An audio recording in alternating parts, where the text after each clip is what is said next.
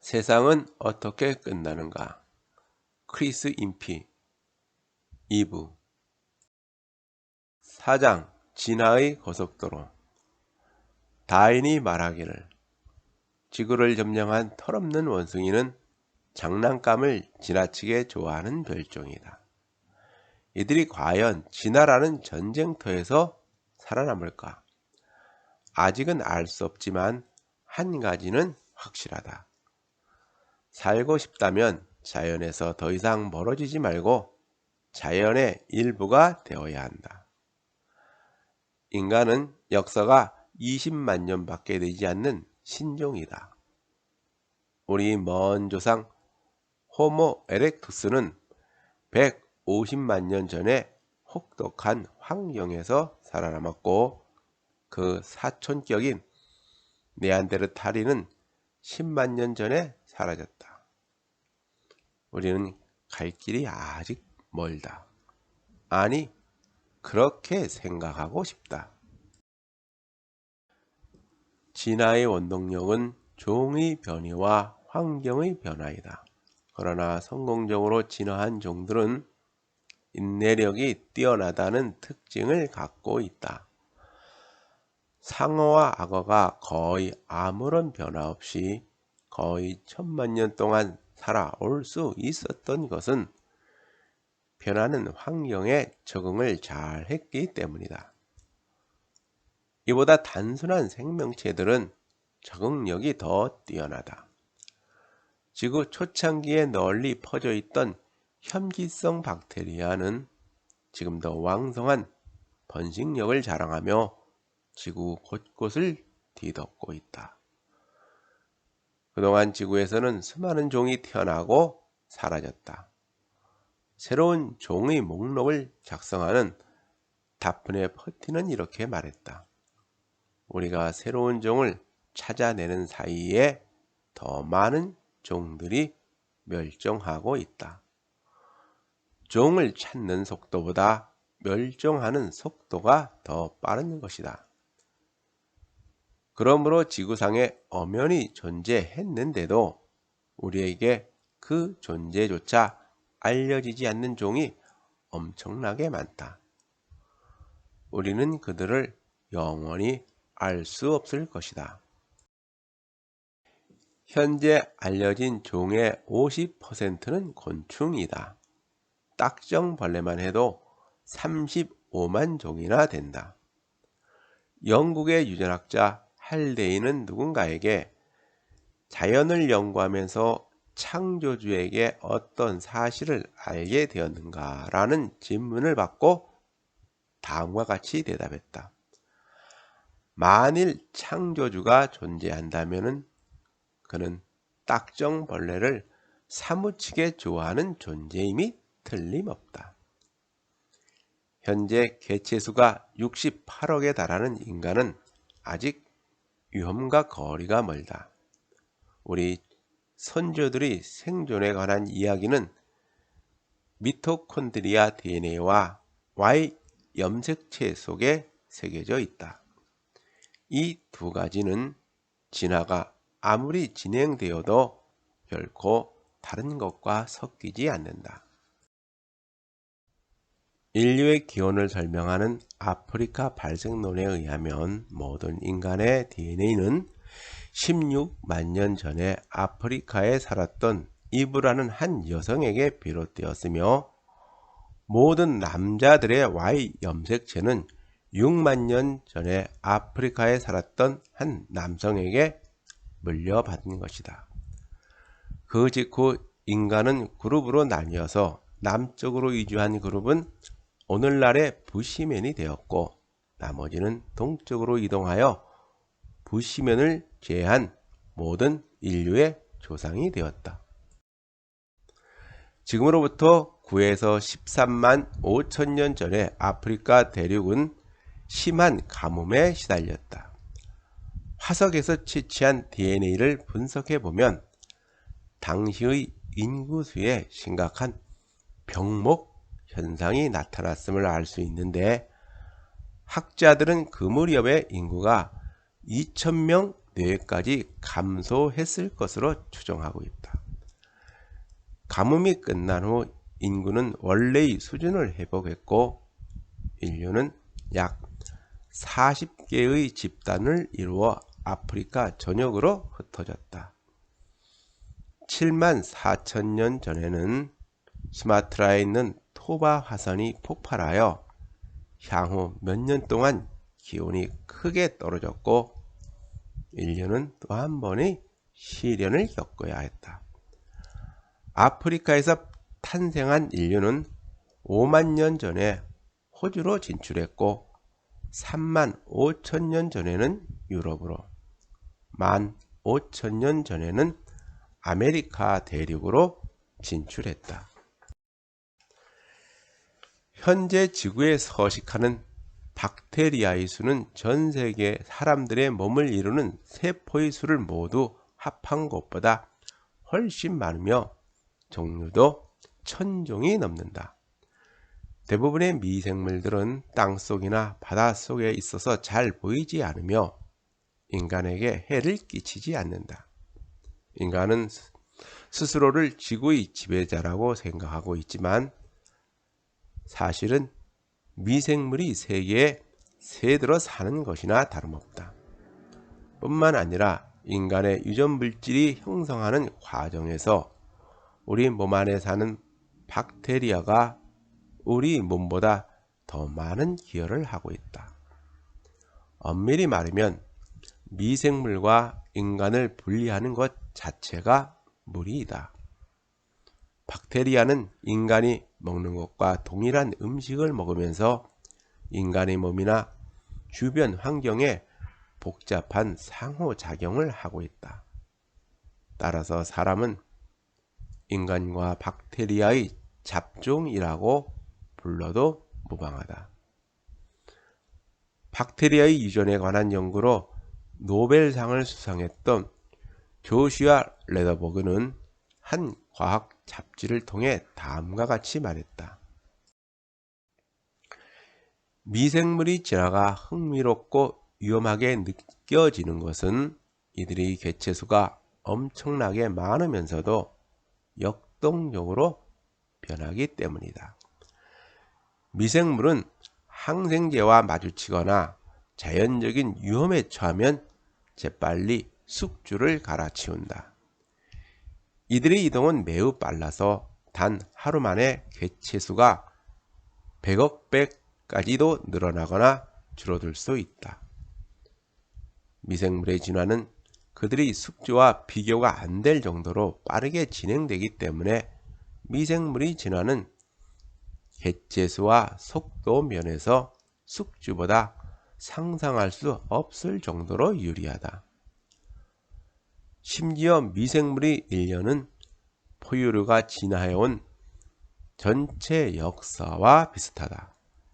이들을 연구하다 보면 우리 인간이 진화라는 전쟁터에서 소외된 듯한 느낌마저 든다. 환경에 적응을 가장 잘하는 쪽이 살아남는다는 것이 자연 선택의 정의라면 현대의 인간은 매우 심각한 위기에 처해 있다. 인간은 진화라는 게임에서 제외되는 쪽을 선택했다. 도구와 기술을 발전시켜서 무자비한 생존 경쟁의 장을 빠져나온 것이다. 그래서 인간은 자연을 멀리한 채 자동차를 운전하거나 TV를 시청하고 책상 앞에 구부리고 앉아 컴퓨터를 바라보는 능력을 꾸준하게 키워왔다. 과학자들은 인간의 진화가 매우 느려져서 거의 정지한 상태라고 말한다. 현대에 이르러 진화의 3요소인 자연선택, 변이, 무작위 변화가 상당 부분 사라졌음을 지적했다. 인류 문명의 역사에 해당하는 지난 5천년 동안 긍정적인 자연선택은 인간의 역사를 통틀어 그 어떤 시기보다 100배 이상 빠르게 진행되어 왔다. 인류학자 존 호크스는 현생 인류와 5천년 전에 살았던 인류와의 차이는 현생 인류와 네안데르탈인이 차이보다 훨씬 크다고 말한다. 인간과 인간이 아닌 것. 길가메시의 영웅담이 새겨져 있는 12개의 점토판 중 10번째 판에는 길가메시 친구였던 엔키두의 죽음에 관한 이야기가 나온다. 사람이자 신이었고 매우 활동적인 왕이었던 길가메시는 2명의 사람을 만나기 위해 위험한 항해를 떠난다. 그 사람들은 신으로부터 영생을 보장받았기에 길가메시도 그들을 통해 영생을 얻고 싶었던 것이다. 그는 태양이 가려진 땅을 지나 자신만이 죽음의 물을 건널 수 있는 유일한 존재라고 믿는 돌 거인을 죽이고 나무를 베어 노를 만들어서 강을 건넜다. 결국 길가메시는 우트나피시팀과 그의 아내가 살고 있던 섬에 도달하여 영생을 달라고 한다. 그러나 이 부부는 인간의 운명과 맞서 싸우는 것은 부질없는 짓이며 삶을 망치는 지름길이라고 충고한다. 레이 커즈와일은 좀 더 치밀한 계획을 세웠다. 그는 매일 250종의 다이어트 식품과 알칼리수 그리고 각종 녹차를 마시면서 위험한 행동을 철저히 삼가고 있다. 커즈와일이 이토록 유별나게 구는 데에는 그럴 만한 이유가 있다. 그의 부친과 조부가 심장질환으로 세상을 떠났기 때문이다. 사람들은 커즈와일을 괴짜처럼 취급하지만 사실 그는 공학자이자 미래학자이다. 그는 장차 인간이 생물학을 초월하여 영생을 누리게 되면 이 모든 분야들이 하나로 통합된다고 굳게 믿고 있다. 이것은 애매모호한 SF 소설 이야기가 아니다. 커즈와일은 앞으로 30년 후에 이 세계가 자신이 말하는 특이점에 도달한다고 주장했다. 지금 우리는 이 길을 향해 빠르게 달려가고 있으며 과학기술은 우리 과학을 제어하는 능력이나 과학의 사회적 영향을 가늠하는 능력보다 훨씬 빠르게 발전하고 있다.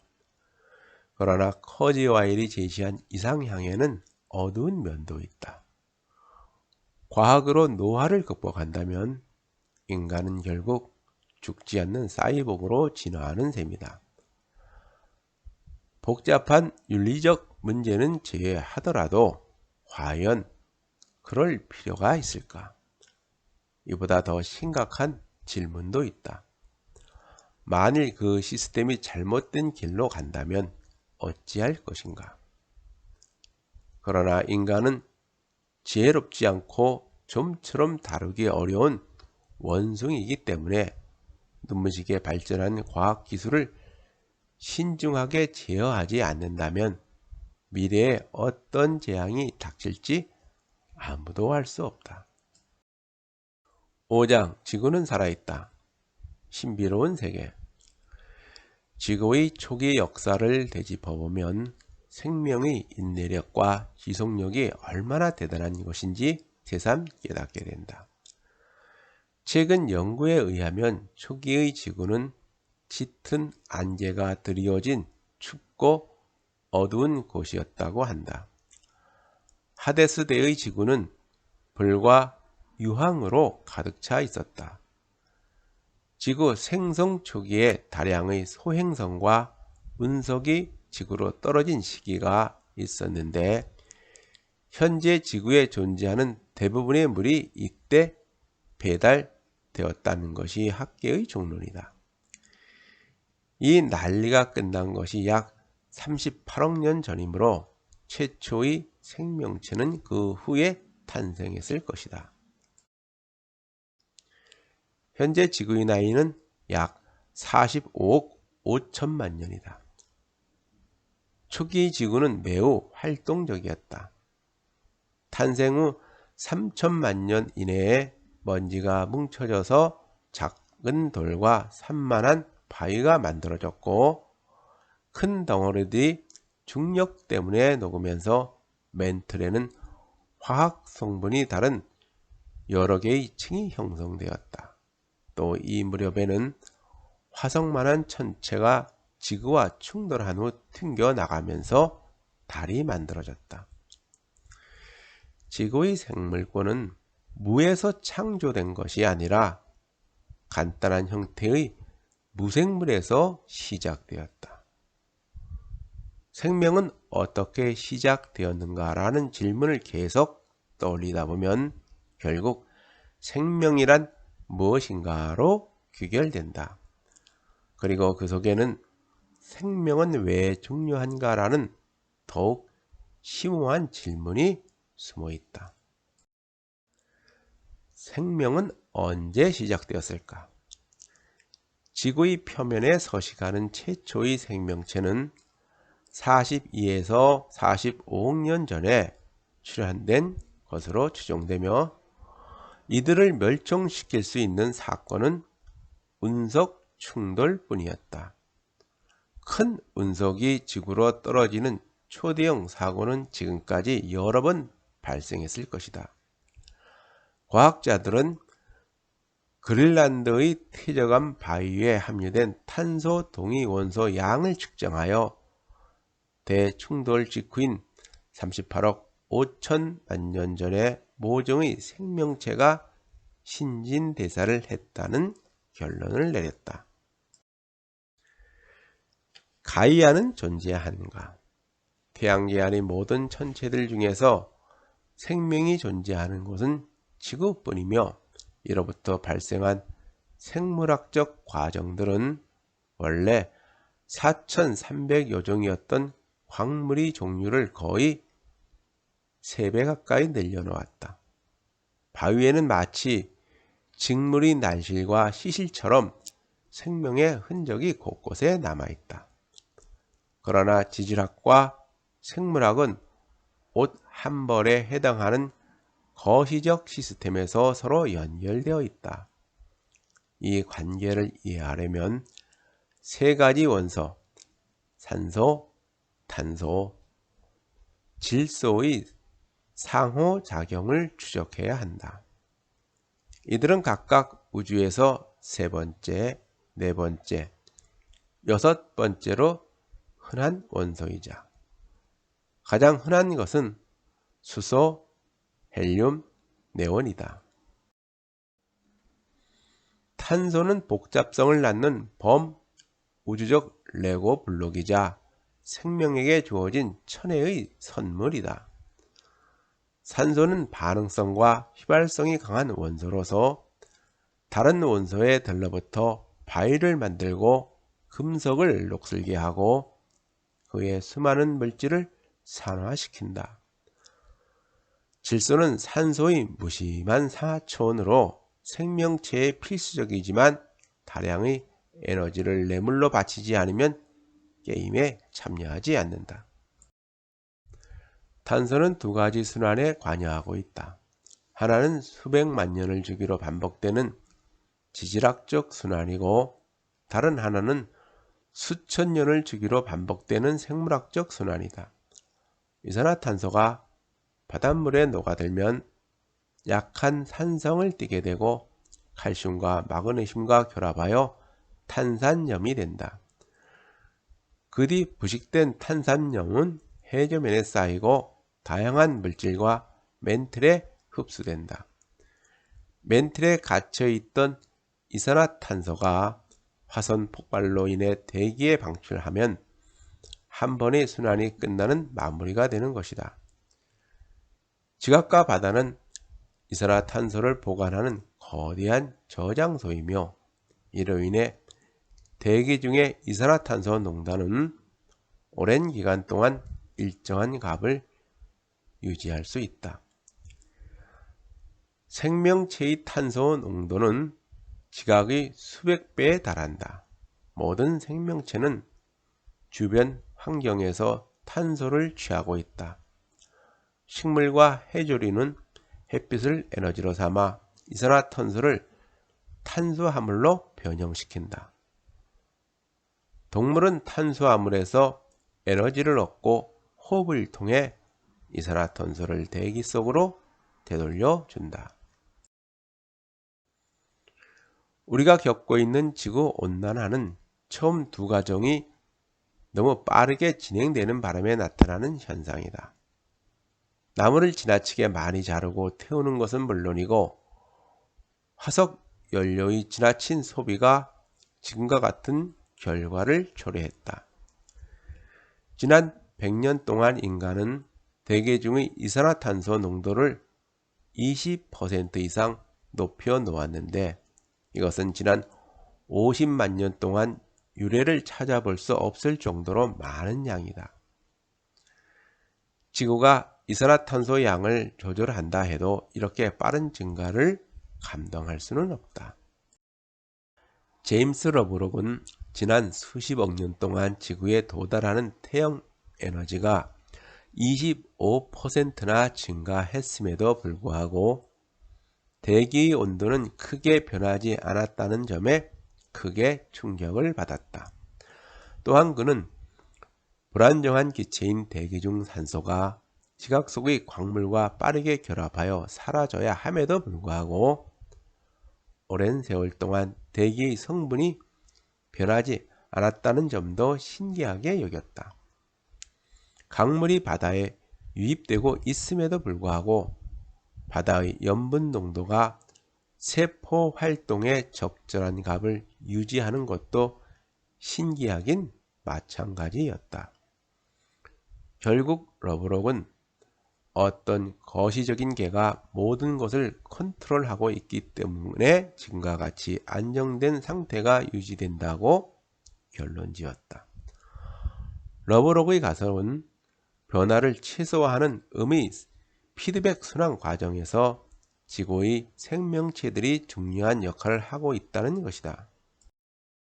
러브록이 지구 자체를 거대한 생명체로 간주했기 때문에 생물학자와 생태학자들에게는 별로 환영받지 못했다.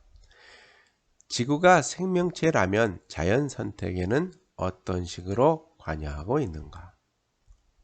러브록은 이 질문에 마땅한 답을 제시하지 못했고 결국 그의 이론은 학계에 수용되지 않았다. 그러나 양의 피드백이 강하게 작용하여 온도가 올라가는 등 자연의 자동 온도 조절기가 고장난 지금 러브록의 이론은 부정할 수만은 없다. 러브록은 지구온난화가 비가역 현상이며 이 추세를 막을 방법은 없다고 단언한다. 그는 앞으로 지구가 더욱 뜨거워지고 해수면은 높아질 것이며 그로 인해 인류의 삶은 대규모 이주 사태가 벌어지고 기근과 전염병이 나도는 등 악화 일로를 치달을 것이라고 경고했다. 이런저런 이유로 지구의 앞날은 그리 순탄하지 않을 것 같다. 그러나 이 시점에서 다시 한번 되짚어 볼 것이 있다.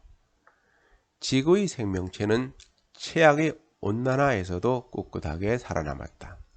현재의 온난화가 심각하게 대두되는 이유는 그것이 양의 피드백으로부터 초래된 결과이기 때문이다. 얼음이 녹으면 지표면에서 반사되는 햇빛의 양이 줄어들고 바다에 증발한 수증기가 많아지면 대기는 더 많은 열을 보관하게 된다. 또한 동토층이 녹으면서 방출된 메탄은 잠재적인 온실가스이며 사막화가 계속 진행되면 이산화탄소를 소비할 초목이 줄어든다. 그러나 무엇이든 한번 올라가면 다시 내려오는 법이다. 다음과 같은 광경을 상상해보라. 한때 바다였던 지역을 두께 1000m가 넘는 얼음이 수평선 끝까지 덮어 있고 기온은 영하 32도를 밑돈다. 얼음은 적도 근처까지 뒤덮었다. 대륙에서는 물과 얼음이 모두 증발했고 비는 더 이상 오지 않으며 풍화작용은 매우 느리게 진행된다. 평원을 아무리 둘러봐도 눈에 보이는 건 바짝 메마른 갈색 바위들 뿐이다. 이것이 7억 년 전 지구의 모습이다. 한때 지구는 마치 얼어붙은 당구공처럼 표면 전체가 얼음으로 덮여 있었다 하는 초기의 이론은 최근 들어 더욱 복잡한 이론으로 대치되었다.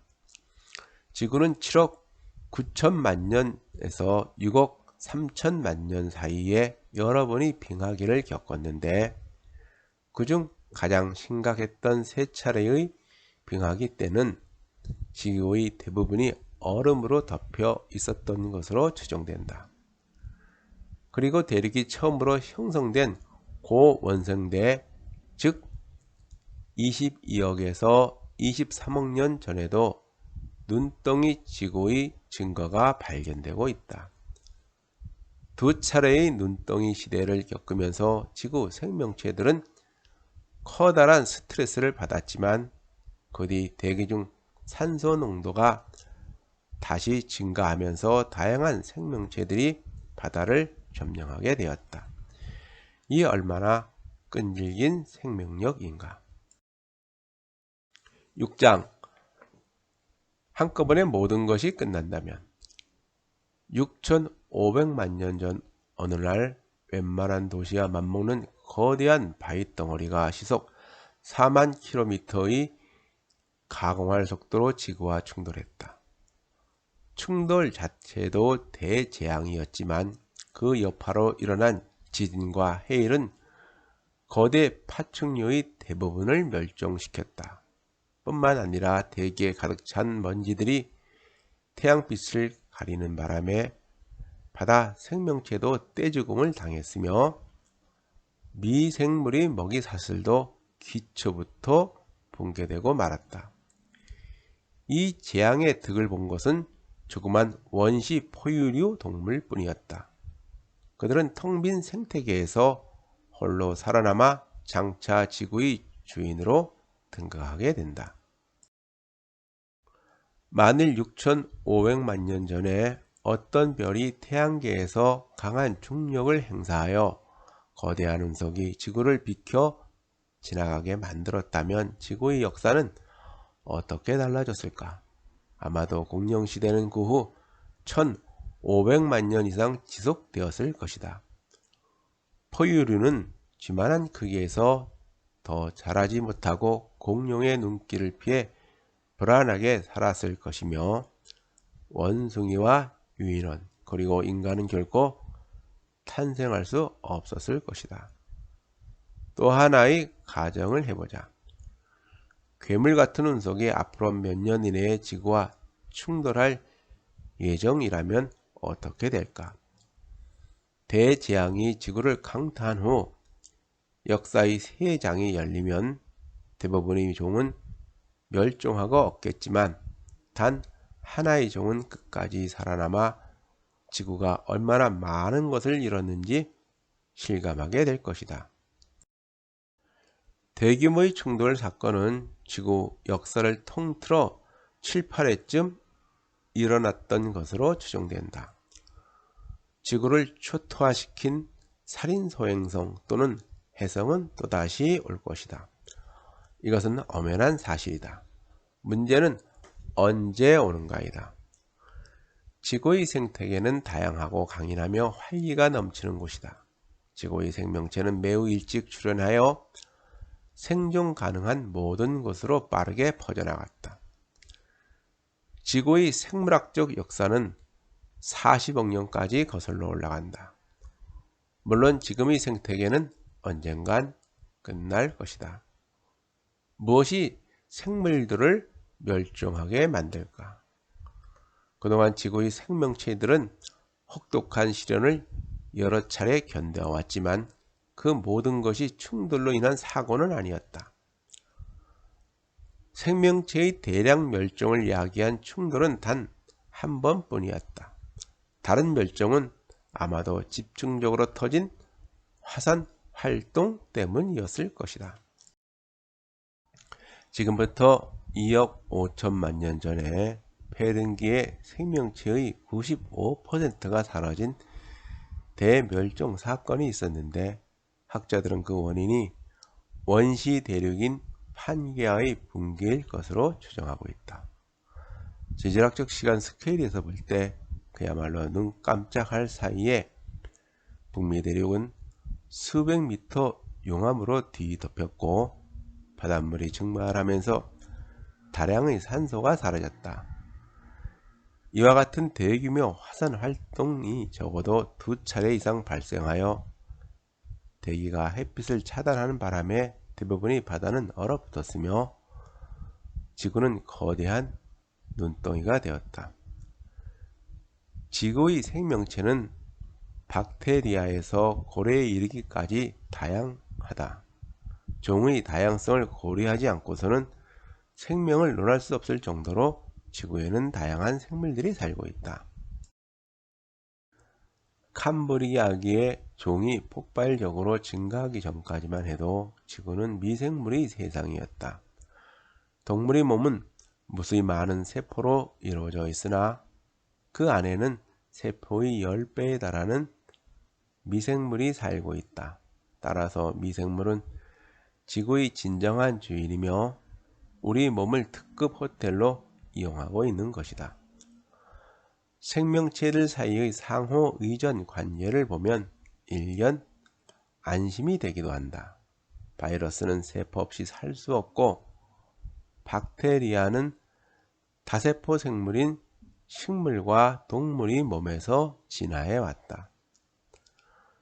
대기 중의 이산화탄소의 양이 빠르게 증가하면서 지구의 온난화가 시작되었으며 극지방과 적도지방의 기온차가 작아지는 바람에 바다에 산소를 공급하던 공기와 바다의 흐름이 둔화되었을 것이다. 그 결과 황화수소로 광합성을 해서 에너지를 얻는 초록 박테리아가 지구를 접수했고 다른 생명체들은 독가스로 가득 찬 바다에서 죽어갔다. 그 뒤 이 독가스는 대기 속으로 스며들어 동물과 식물을 죽였으며 태양광의 자외선을 막아주는 오존층까지 파괴했다. 박테리아가 지구 전체를 오염시킨 것이다. 뿐만 아니라 해저면은 미생물로 완전히 뒤덮였다. 그로부터 다세포 생물이 생태계에 다시 출현하기까지는 수백만 년이 걸렸다. 이런 일이 한 번 이상 일어났다는 것은 앞으로도 얼마든지 재현될 수 있음을 의미한다. 인간과 같이 큰 동물이 진화의 종착점일 이유는 어디에도 없다. 다양성과 적응력에서 타 생명체의 추종을 불허하는 미생물들은 환경이 아무리 열악해져도 끝까지 살아남을 것이다. 만일 환경의 변화가 자연 선택이 진행되는 동안 서서히 나타난다면 인간은 어떻게든 문제를 해결할 수 있을 것이다. 그러나 변화는 환경에 경솔하게 대처한다면 생존 자체가 위험에 빠질 수 있다. 지구는 우주 공간을 쏜살같이 달리는 거대한 바위 덩어리다. 태양으로부터 날아오는 자외선과 우주에서 날아오는 소립자들인 우주선들이 지구의 생명체를 위협하고 있지만 대기가 이들을 차단하고 일정한 온도를 유지해주는 덕분에 안락한 삶을 유지하고 있다. 지구 이외의 다른 행성에 생명의 씨앗이 존재한다는 이론을 포자 가설이라 한다. 먼 옛날 지구에 이 씨앗이 떨어져서 생명의 역사가 시작될 수도 있다. 포자 가설을 받아들인다고 해도 생명의 기원은 여전히 미지수로 남는다. 그것은 탐구 대상을 지구에서 우주로 확정한 것에 불과하다. 그러나 포자가설은 두 가지 면에서 우리에게 안도감을 준다. 첫째는 생명의 기원을 지구에 한정하지 않고 다양한 가능성을 열어놓았다는 점이고, 둘째는 생명의 탄생 시기를 3억 년 전으로부터 소행성 집중 충돌기에서 은하수 아니 행성에 최초로 탄소가 생성된 90억 년 전으로부터 지구에 최초로 미생물이 탄생한 시기까지 확장시켰다는 점이다. 포자 가설에는 두 가지 버전이 있는데, 그중 하나는 살아있는 생명체가 태양계 안에서 이동한다는 가설이다. 행성이나 다리 표면에 소행성이 떨어지면 작은 돌멩이들이 튀어서 우주 공간으로 날아간다. 이 돌멩이는 인근에 있는 다른 행성까지 날아갈 수 있다. 실제로 화성의 돌멩이가 지구에 발견된 사례는 수십 건이나 된다. 두 번째 버전은 생명체가 하나의 태양계에 국한되지 않고 별과 별 사이를 이동한다는 것이다. 우주 돌멩이가 한 태양계에서 다른 태양계로 이동하려면 훨씬 길고 외로운 여정을 거쳐야 한다. 지구의 생명체들은 유전적 물질을 공유하고 있으므로 우주적 관점에서 볼 때 이들 모두는 거대한 하나인 셈이다. 은하수에 존재하는 생명체는 그들이 처한 환경에 따라 매우 다양하고 독특한 형태를 취하고 있을 것이다. 7장 태양과 그 형제들. 지금까지 우리는 인간이란 유기체와 인간이라는 종, 그리고 모든 인간을 포함하는 지구 생태계의 종말에 대하여 알아보았다. 지금부터는 생소한 우주로 돌려서 좀 더 큰 스케일의 종말에 대하여 알아보기로 한다. 피터 워드와 돈 브라운리는 2000년도 희귀한 지구라는 책에서 지구에 극한 생명체들이 존재한다는 것은 태양계 바깥의 행성에 미생물이 존재한다는 증거라는 점에 동의하고 있다. 그러나 이들은 단순한 생명체와 복잡한 생명체를 엄격하게 구분한다. 복잡한 생명체란 몸집이 크고 지능을 가진 생명체를 의미한다. 복잡한 생명체가 제대로 진화하려면 한 개체의 수명이 길어야 하고 특별한 조건을 갖춘 안정된 환경 속에서 살아야 한다. 이 조건이 충족되려면 생명체가 사는 행성은 태양과 비슷한 별을 중심으로 거의 원형으로 돌아야 하고, 그 태양계는 은하수 안에서 비교적 조용한 곳에 자리 잡고 있어야 하며, 근처에 목성과 같이 소행성이나 우주 바위를 막아줄 큰 행성이 있어야 한다.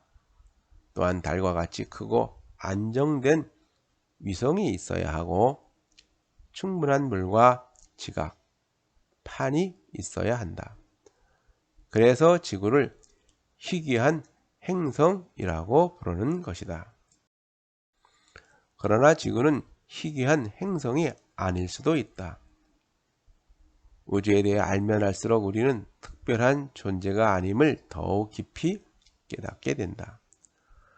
우리의 태양이나 은하수는 어느 모로 보나 특별한 천체가 아니다. 생명의 기본 요소인 탄소와 물은 우주 어디에서나 생성될 수 있으며 지금도 도처에 널려 있다. 뿐만 아니라 태양계 바깥의 행성은 거의 일주일에 하나꼴로 발견되고 있다.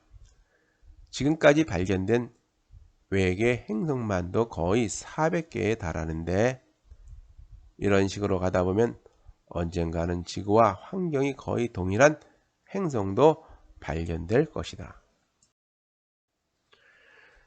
지구를 위협하는 20가지 요소. 태양계는 은하라는 거대한 생태계의 극히 일부에 불과하다. 우리는 은하수의 중심으로부터 거의 2억 6천 광년에 떨어진 디스크형 은하면을 2억 2천만 년을 주기로 공존하고 있다. 태양과 그 가족들은 은하수 안에서 거의 동일한 궤적을 따라 돌고 있지만 근처에 있는 별들은 수시로 우리와 가까워지거나 멀어지고 있으며 우리는 은하수의 나선형 팔의 안과 밖에서 수시로 탄생하는 별들의 구름 속을 헤쳐나가고 있다. 별과의 충돌은 피했다고 해도 가장 큰 위험 요소는 따로 있다. 엄청나게 큰 별이 대대적으로 폭발하는 초신성이 바로 그것이다. 초신성은 생명의 원천이자 죽음의 전령이기도 하다. 초신성이 폭발하면 온갖 무서운 원소들이 우주 공간으로 쏟아져 나오기 때문에 새로 형성된 별에는 실리콘과 알루미늄, 철 등이 풍부하며 이들 주변의 행성에는 생명 활동에 필요한 탄소와 질소, 산소 등이 존재할 수 있다. 무거운 별이 핵 연료를 모두 소진하고 나면 엄청난 기체의 무게를 지탱할 압력이 더 이상 발생하지 않기 때문에 중력에 의해 안으로 붕괴된다. 이 과정에서 수십억 도에 달하는 뜨거운 충격파가 발생하고 중성자와 감마선, 우주선 등이 강하게 뿜어져 나온다. 초신성 폭발은 우주 은하 안에서 평균 50년마다 한 번씩 일어나고 있지만 은하의 규모가 너무 크기 때문에 우리 태양계 근처에서 이런 사건이 발생할 확률은 매우 작다. 우주는 너무도 경이로운 존재다. 그래서 전문 과학자들도 자신의 눈으로 직접 목격한 현상을 믿지 못할 때가 종종 있다. 예를 들면 별이 죽으면서 방출하는 에너지는 태양이 살아있는 동안 방출한 총 에너지의 1000배에 가깝다. 이 엄청난 에너지가 감마선 형태로 쏟아져 나오는데 무려 130억 광년에 떨어진 곳에서도 그 잔광을 관측할 수 있다. 천문학자들은 이 현상을 감마선 폭발이라고 한다. 감마선 폭발의 유력을 상상하다 보면 지구의 파멸과 연관을 짓지 않을 수가 없다. 감마선 폭발은 하나의 은하에서 평균 10만 년당 한 번꼴로 일어난다. 즉 이것은 초신성 폭발보다 1000배나 드물게 일어나는 현상이다. 그러나 이때 방출되는 에너지는 가히 살인적이다. 1000광년 거리에서 일어난 감마선 폭발이 우리를 향해 날아온다면 어떻게 될까? 일단 하늘은 태양처럼 밝게 빛날 것이다. 그리고 조금 있다가 고에너지 복사가 대기를 강타하여 모든 숲은 불바다가 되고 호수는 증발하며 강물은 끓어 넘칠 것이다. 이 정도로 끝이 아니다. 그 끝을 향하고 있는 지구면은 미생물조차 남아있지 않을 정도로 완전히 살균된다. 또한 이때 발생한 충격파는 지구 전체의 높이 1마일에 해당하는 불기둥을 일으켜 깊은 바닷속에 사는 일부 생명체를 제외하고 거의 대부분이 사라질 것이다. 살인적인 감마선과 자외선은 지구 전체의 오존층을 파괴할 것이며 이 난리통 속에서 인간은 살아남을 가능성은 제로에 가깝다. 좋은 소식도 있다. 감마선 복사의 유력은 가느다란 빔에 집중되어 있기 때문에 은하수 어디선가 발생한 감마선이 지구를 향해 날아오는 대재앙은 1억 년에 한 번꼴로 일어난다. 8장 한 줌의 재만 남다. 태양은 과학자에게 여전히 미스터리로 남아있다. 태양 자체의 성질은 어느 정도 알려져 있지만 태양이 지구에 미치는 영향은 아직도 분명치 않은 부분이 많다. 지금까지 관측된 데이터의 양에 의하면 태양 에너지 변화량은 0.1%를 벗어나지 않는다. 이 정도면 꽤 안정된 상태라 할 수 있다. 태양 빛의 작은 변화를 주도 면밀하게 추적하다 보면 중요한 사실을 알게 된다. 태양의 흑점은 표면 온도가 상대적으로 낮은 부분으로서 그 지역에 자기장이 밀집되어 있다.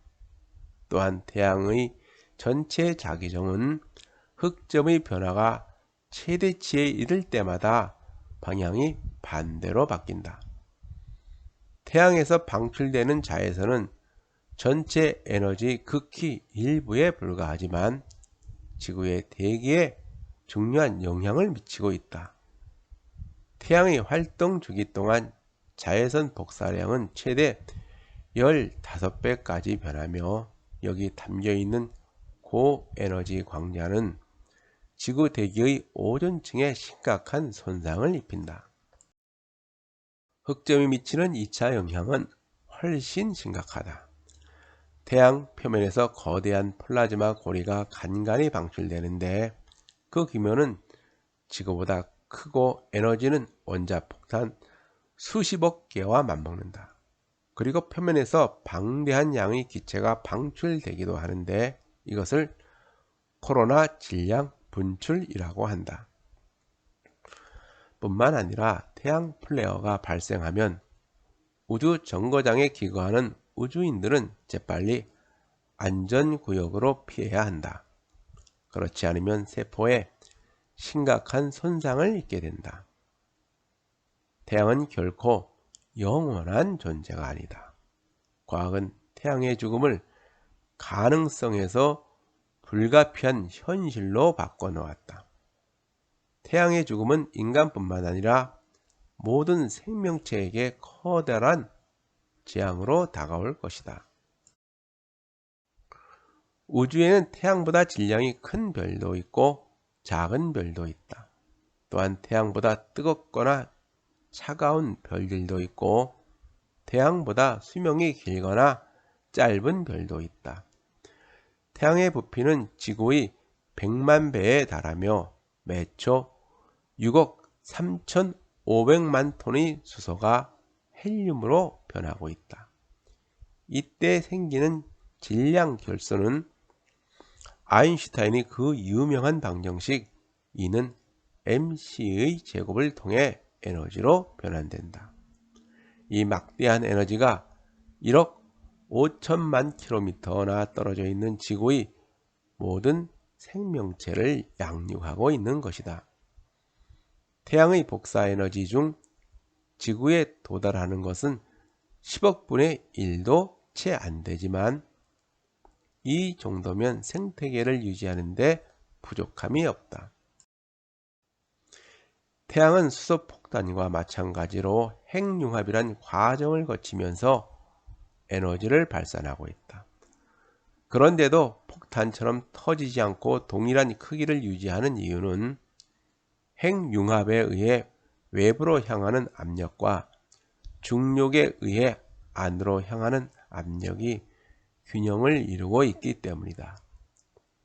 핵융합의 부산물인 헬륨이 중심부에 축적될수록 압력 과열이 증가하면서 전체적인 반응 속도가 빨라진다.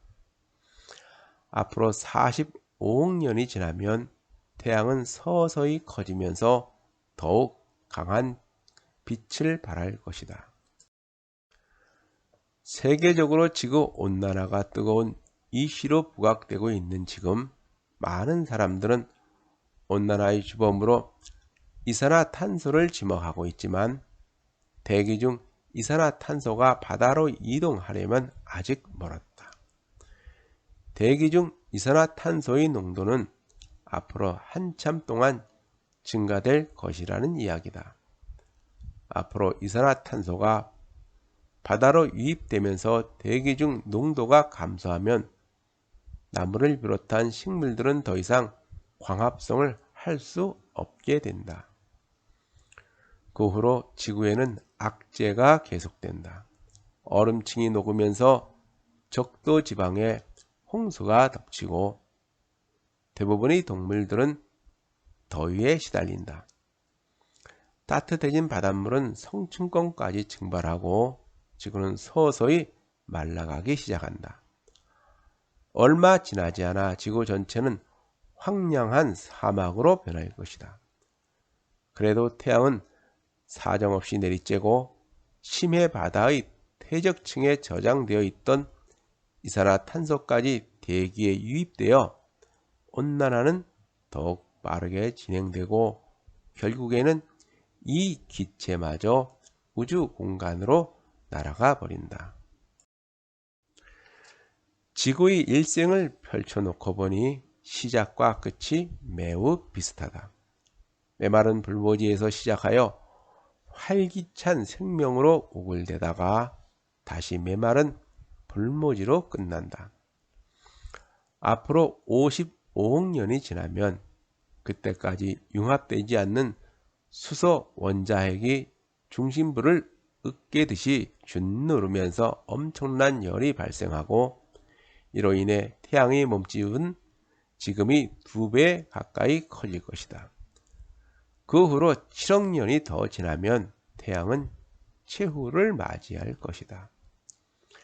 최근 실시된 계산 결과를 보면 지구의 앞날은 더욱 암울하다. 지구에서 바라볼 때 종말에 이른 붉은 태양은 부피가 대책 없이 커지다가 결국은 하늘 전체를 덮을 것이다. 지구가 태양으로부터 멀어져고는 있지만 이보다는 태양이 부풀어진 속도가 훨씬 빠르다. 따라서 지구는 결국 적색 거성에게 잡아먹히면서 파란만장한 삶을 마감하게 될 것이다. 지구에서 도망가기. 태양과 지구가 더 이상 우리에게 우호적이지 않다면, 그리고 미래의 인간이 이런 상황에서 무언가 조치를 취할 수 있을 정도로 똑똑하게 진화했다면 그들에게 주어진 최상의 선택은 지구를 탈출하는 것이다. 스티븐 호킹은 이런 말을 한 적이 있다. 나는 인류가 앞으로 1000년 이내에 우주로 진출하지 못하면 생존하지 못하리라 생각한다. 지구에 닥칠 수 있는 재앙은 한두 가지가 아니다. 그러나 나는 낙천주의다. 인류는 반드시 다른 별로 진출할 것이다. 태양계의 극적인 변화가 나타났을 때 어떤 인류가 끝까지 살아남을 것인가?